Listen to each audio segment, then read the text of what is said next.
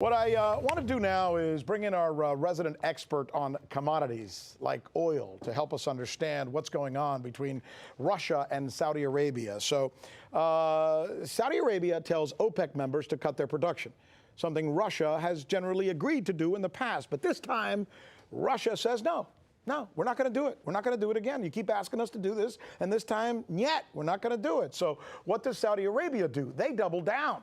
And that has sent the price of oil plunging, and that's killing the U.S. shale industry. In a nutshell, that's what's going on in general terms. Now for the expert, here's Sayeh Tavangar to pick up the story for us. Give us the details. What's really going on here, Sayeh? So, Rick, at the moment, so after, like you said, after last week's OPEC meeting, there was obviously no agreement on cuts. After the meeting, once Russia refused on the cuts, Saudi Arabia, they decided now they're going to give the market 12.5 million barrels per day. Now, that's 2.5 million barrels per day more than they were already given before. So they've decided to actually supply more oil. Now, that's greater than Saudi Arabia's maximum production capacity, which means they're actually going from their storage and then providing that oil to the market. And then we had Russia's energy minister announce today that they're also going to increase production. So why would Russia and Saudi Arabia make this decision at a time when there's already a supply glut, right? When prices are already I think so can I guess? Can I guess? Yeah, please. They're angry that the United States has been bullying the world market when it comes to oil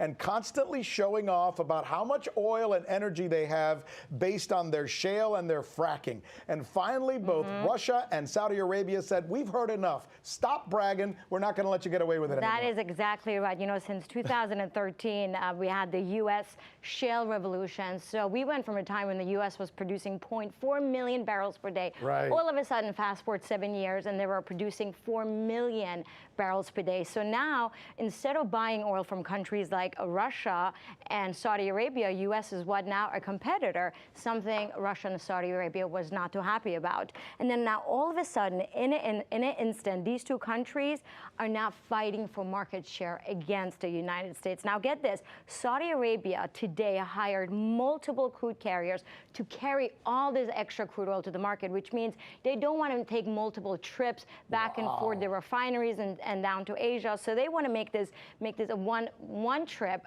from the refineries down to Asia, who is more than happy to take all this discounted oil from Saudi Arabia. I am taken aback as I read all the press reports, and I was watching CNBC, for example, today, and they're all saying that they don't blame Putin for what he did, or in essence, they don't blame Russia. They think Russia has been taking it for too long, and they finally stood up and said, no, enough.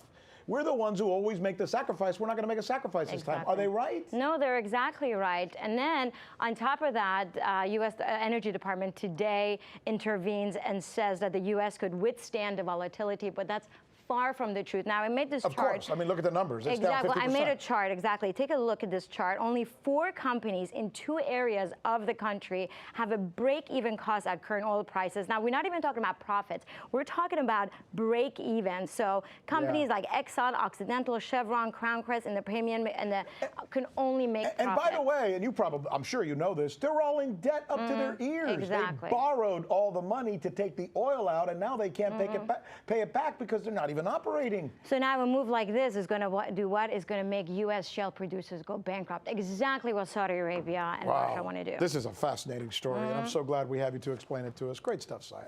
Appreciate it.